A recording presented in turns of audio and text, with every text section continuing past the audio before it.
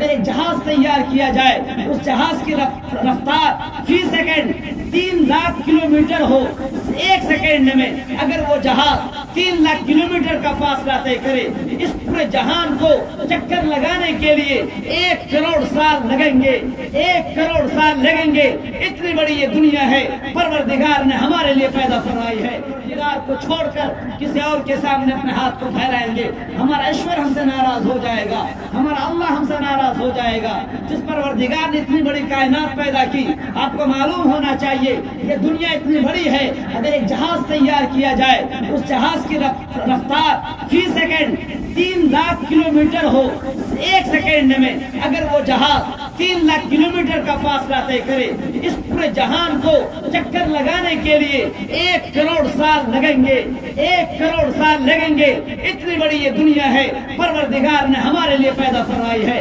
یہ ساتوں آسمان، یہ ساتوں زمین کس کے لیے پیدا کیے ہیں؟ آپ کے لیے، آپ کے لیے۔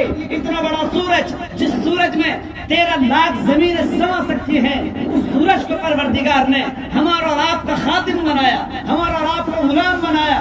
وہ آسمان میں وہ چہکتے بہکتے، وہ دمکتے ستارے، وہ چاند، وہ آفتاب، وہ مہتاب، وہ کہکشائیں پروردگار نے آخر کس کے لیے پیدا کیے ہیں؟ ہمارے لیے اور آپ کے لیے۔ آخر ہم نے اپنے پروردگار کو کیوں بھلا دیا؟ اپنے پروردگار کو کیوں چھوڑ دیا؟ ہمارا رشتہ کیوں کمزور ہو گیا؟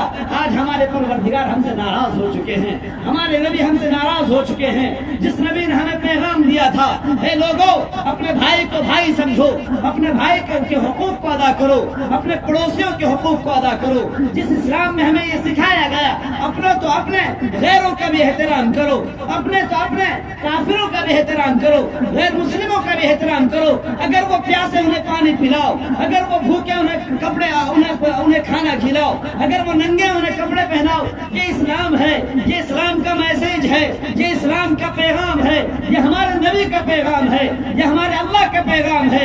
اگر تمہاری ذات سے کسی کو تکلیف پہنچتی ہے تو تم اس کے تم ہمارے دربار میں اپنے پیشانے جھکاتے رہو۔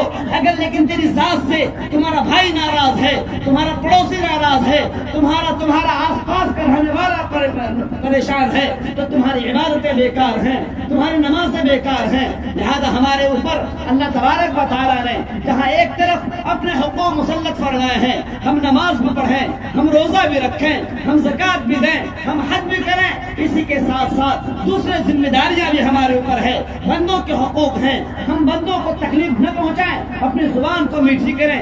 آپ کو معلوم ہونا چاہیے انسان کے جسم میں سب سے خطرناک شے انسان کا دل ہوا کرتا ہے۔